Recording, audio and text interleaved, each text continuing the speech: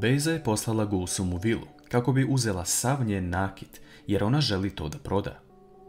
Gulsum dolazi u vilu i govori Fadime, koja je sama, da ide u Bejzinu sobu kako bi uzela nakit koji ona posjeduje i da je ne može niko spriječiti da to uradi. Gulsum ulazi u sobu i vidi dosta toga, ali razmišlja da ako ne ponese sve sa sobom, da će Bejza okriviti da je nešto ukrala. Ona kreće iz vile sa svim što Bejza posjeduje od nakita, ali kakva će biti cena ovoga? Vidimo scenu gdje Sila priča sa Metinom. Metin ne progovara još uvijek ni jednu reč, ali Sila govori kako se mora osvetiti Mukader, što je njena majka potrošila život iza rešetaka. Jedini način da to uradi je da uđe u vilu kao Enginova devojka, a ne pomoćnica. Sila tada govori Metinu da je Engin najbolji čovjek kog je upoznala i da će sve ovo rešiti, ali da će i Metina izvući odavde. Engin razmišlja o tome šta se desilo na dan kada su dve žene došle da prose Silu. On odlučuje da napravi jedan veliki korak koji može sve promeniti. Naime, Engin odlazi u radnju sa cvećem i uzima jedan cvet u saksiji kako bi iskazao ljubav prema Sili i da gaje taj cvet zajedno. Engin se vraća kući sa posla i napokon govori Sili da je ona nešto mnogo više za njega i da od sada želi da je zove njegovom voljenom.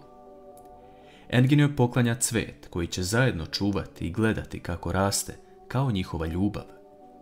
Sila se postidi i kroz glavu joj prolazi sve, ali ona uzvraća Enginu emocijama, govoreći da pristaje na to. Sutradan, Engin dolazi srećan i raspoložen u Hančarinu kancelariju i donosi joj kolače koje je Sila spremila. Engin još uvijek ne govori da su on i Sila sada zajedno. On donosi jedan papir koji je navodno Melih poslao Hančar, a to je plata od ovog mjeseca. Hančar shvata da je ovo Džihanovo delo i odmah odlazi kod njega u kancelariju, govoreći da zna da je on ovo uradio i da joj ne treba ničija milostinja, niti pomoć. Džihan ustaje i priznaje Hančar da Melih nije otišao na brod i da je u gradu. Hančar tada govori Džihanu da je to između nje i Meliha, ali i da se razvodi od njega. Džihan joj tada govori da i on poslao papire za razvod od Bejze, te da je njihova sudbina slična. Stvari su veoma različite, ali oboje su znali da njihovi brakovi ne mogu ići lepim putem. Džihan i Hančar ostaju u kancelariji kako bi uradili nešto vezano za kompaniju. Ali Hančar tada ogladni, a Džihan naručuje hranu iz obližnjeg restorana. Njih dvoje pogledima pričaju jedno drugom kako bi želeli da budu zajedno, ali niko ne progovara reč o tome nažalost. Ipak, Džihan nakon posla sačeka Hančar ispred kompanije i Hančar je opet gladna. On odlučuje da je odvede na njegovo tajno mesto gdje ide da odmori glavu od svega. S druge strane, Engin se još više zbližava sa Silom. Ona ne zna kako da se ponaša u ovoj zajednici, ali Engin govori da će sve polako i zajedno da rešavaju. Međutim, na Silinom licu vidimo da je ovo samo jedan korak bliže ka njenoj osveti prema Mukader. Nusret dolazi u Jončin frizerski salon i donosi Bejzi papir za razvod braka koji je Džihan poslao.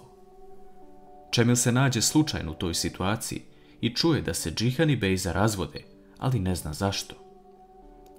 Bejza odmah odlučuje da ode kod svoje advokatice koja je prekinula saradnju sa njom, ali Bejza joj ponudi nešto što ne može odbiti, a to je 15% onoga što će dobiti od Džihana. Džihan i Hančar odlaze na jedno mesto sa pogledom na more i uživaju u mirnom trenutku zajedno, dok Hančar pije salep. Džihan govori Hančar da je život kao voda, jer teče i ide svojim putem. Čak i ako se saplete od kamen ili planinu, ima svoj tok, a Hančar mu odgovara da će vidjeti kako će njihovi životi ići.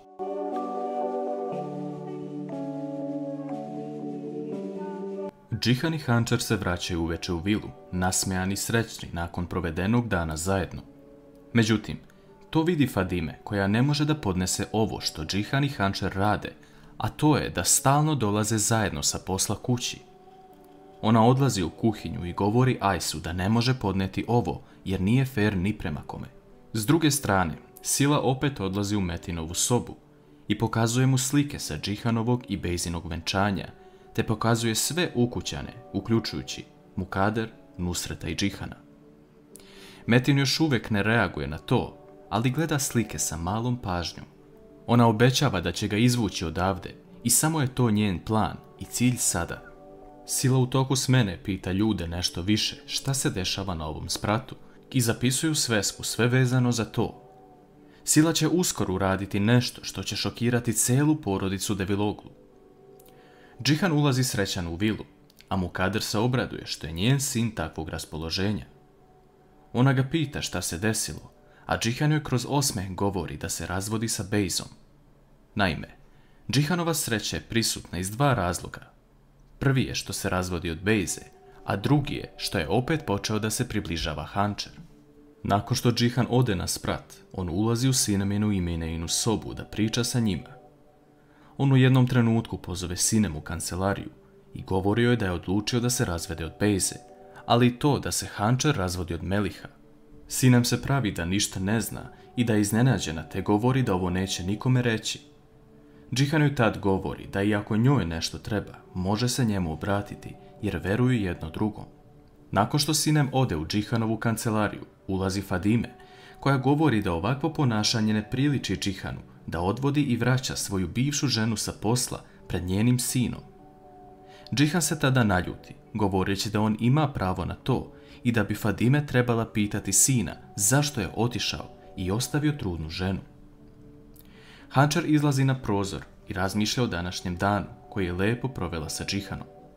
U jednom trenutku Džihan izlazi napolje i ugleda Hančer na prozoru. On krene ka njenoj kući, ali zastane, govoreći u sebi da neće dopustiti da odmah ode kod nje kada je čuo da će se razvesti. Hančer zamišlja o mogućim scenama kada bi rekla Džihanu da je dete njegovo. Prva scena je ta da bi on to prihvatio na lep način, a druga je da bi se još više naljutio na nju, tako da ipak još uvijek čuva tajnu u sebi. Sila dolazi ujutru rano kući sa posla. Engin je dočeka, govoreći da nije ni spavao, jer ju je čekao. On pokušava na sve načine da bude romantičan, ali vidimo da Sila nije takva i da samo ima jedan cilj u glavi. Ona ostavlja svoj kaput, ali iz njega ispada sveska, u kojoj je zapisano sve što je danas naučila na poslu, vezano za sprat na kom je Metin. Engin počinje da čita šta je napisano, ali Sila to vidi i izvlači se iz situacije, govoreći da ovo piše kako bi naučila što brže te stvari u bolnici.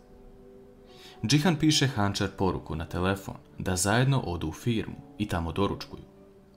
Ona pogleda kroz prozor i vidi Džihana kako stoji kod automobila i čeka je. Hančer odlazi sa njim u kompaniju i zajedno doručkuju u kancelariji. Međutim, Hančer u jednom trenutku pita Džihana da li je ljut na Bejzu samo zato što je krila dete od njega ili zbog nečeg drugog. Hančer to jako brine jer ona ne zna kako će on reagovati kada sazna istinu. Džihan odgovara na to da ga je Bejza lagala za sve.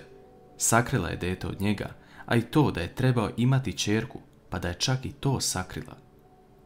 Kako će Hančer priznati Džihanu da je dete koje nosi u stomaku njegovo nakon svega ovoga?